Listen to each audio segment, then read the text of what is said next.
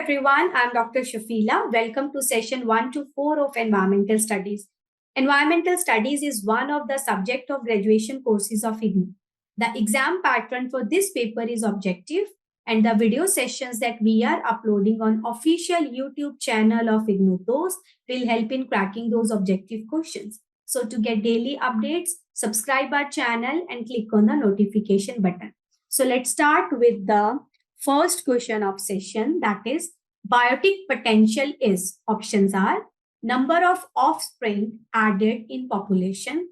Option B, number of offspring born in a given time per unit of population. Number C, maximum birth rate under ideal conditions or maximum birth rate under existing conditions. Okay. So biotic potential basically क्या होता है, अगर हम इसकी definition देखें, it is the capacity or potential of a species to reproduce under ideal conditions. So ideal conditions के अंदर कोई स्पीशी कितना रिप्रोड्यूस कर सकती है, कितने वो ऑफस्प्रिंग्स दे सकते हैं, कितना उसका बर्थ रेट है. So that is biotic potential. Clear? अगर हम ए ऑप्शन देखें, number of offspring added in a population, this is birth rate. Birth rate होता है कितने ऑफस्प्रिंग ऐड हो रहे हैं आपकी पॉपुलेशन में, कितने बच्चे ऐड हो रहे हैं पॉपुलेशन में, that is birth rate. So according to definition जो मैंने आपको अभी बताई कि एक कैपेसिटी है किसी स्पीशी का रिप्रोड्यूस करने का under ideal condition. So correct answer is C, maximum birth rate under ideal condition. Clear? So सी.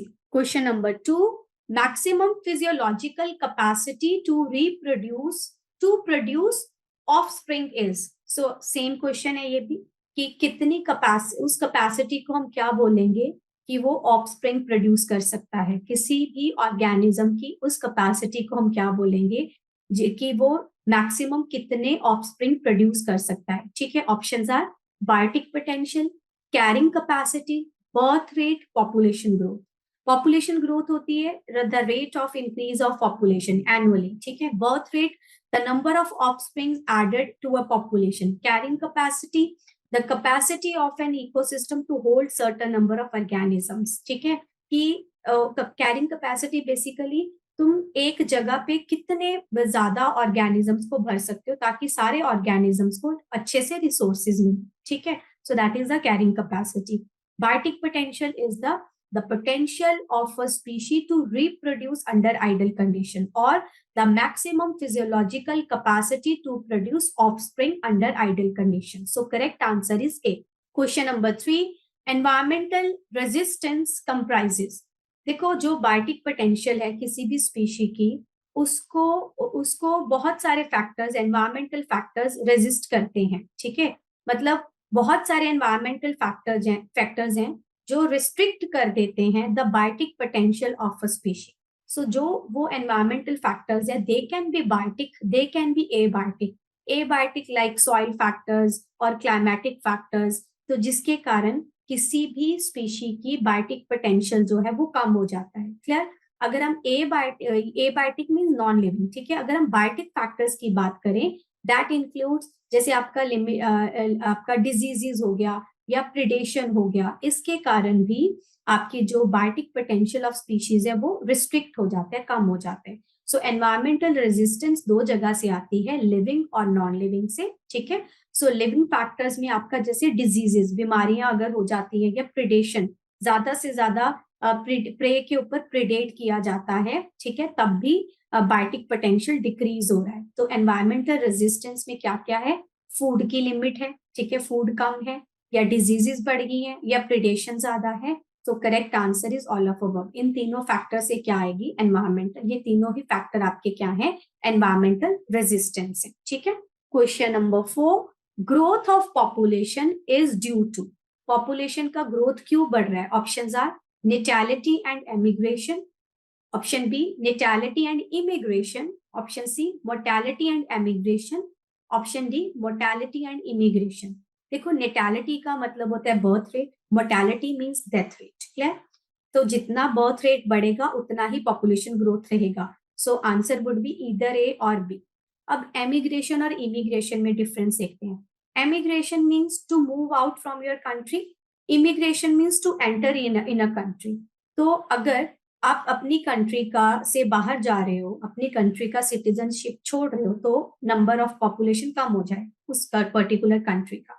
जहां आप जा रहे हो वहां पे आप क्या कर रहे हो, वहां का पॉपुलेशन ग्रोथ जो है वो बढ़ रहा है। So immigration is basically to enter, emigration is to leave out, ठीक है। सो अगर हम बी ऑप्शन देखें, नेटैलिटी मतलब बर्थ रेट बढ़ रहा है और entry of people is increasing, immigration बढ़ रहा है, so that will lead to the growth of population. So correct answer is D. So last question is population size can decrease due to, अब हमें population को कम करना है, वो हम कैसे कम कर सकते हैं? एमिग्रेशन करके, मतलब ज्यादा से ज्यादा people are moving away from the country. Environmental resistance, that can be from biotic factors और एबायोटिक फैक्टर्स। इमिग्रेशन, ज्यादा से ज्यादा लोग एंटर जब होते हैं एक कंट्री में, या limitation of carrying capacity, carrying capacity अगर कम हो जाए तो। सो पॉपुलेशन साइज डिक्रीज हो सकता है अगर people they move out from the country, ठीक है। सो एनवायरमेंटल रेजिस्टेंस से बायोटिक पोटेंशियल कम होएगा, इमिग्रेशन से पॉपुलेशन जो साइज है वो इंक्रीज होएगा, कैरिंग कैपेसिटी को लिमिट करोगे तो डेफिनेटली आपका जो रिसोर्सेज जो है, ठीक है, कैरिंग कैपेसिटी कम हो जाएगी, तो आपकी जो रिसोर्सेज है, नेचुरल रिसोर्सेज है, वो और कम मिलेंगे लोगों को। मतलब किसी इकोसिस्टम की कैरिंग कैपेसिटी कम होगी, वो कम से कम लोगों को होल्ड कर सकता है, मतलब ज्यादा पॉपुलेशन को होल्ड नहीं कर सकता। मतलब वो पॉपुलेशन आपकी क्या होगी, वो कहीं ना कहीं जो स्ट्रॉन्गर वन है, they will live in the ecosystem, weaker one को जाना पड़ेगा, ठीक है। सो कहीं ना कहीं अगर कैरिंग कैपेसिटी कम हो जाती है तब भी आपका जो पॉपुलेशन साइज है वो कम हो जाएगा। अगर एनवायरमेंटल रेजिस्टेंस होती है तब भी बायोटिक पोटेंशियल कम हो रहा है, सो दैट मीन्स आपकी पॉपुलेशन साइज कम होएगा। लेकिन जो मेन फैक्टर है दैट विल बी एमिग्रेशन, ठीक है। सो एमिग्रेशन होएगा तो पॉपुलेशन साइज अपने आप कम हो जाएगा। हालांकि environmental resistance and limitation of carrying capacity also plays a role in decreasing the population size. Clear? However, immigration से population size is increasing. So correct answer is A. However, B and D are also true. Clear? So correct answer is A, emigration. So this was the last question of session. So learners, those who are doing either PG or UG degree from IGNOU Dost is there to help you out. We at IGNOU Dost are providing live and recorded classes. We are giving value-added notes to our learners, and we are also helping our learners for exam through exam PDM. In IGNOU Dost, a continuous support from professional mentors is there who will be helping you in completing and submitting your assignments for your career development and even for scaling your personal and social development.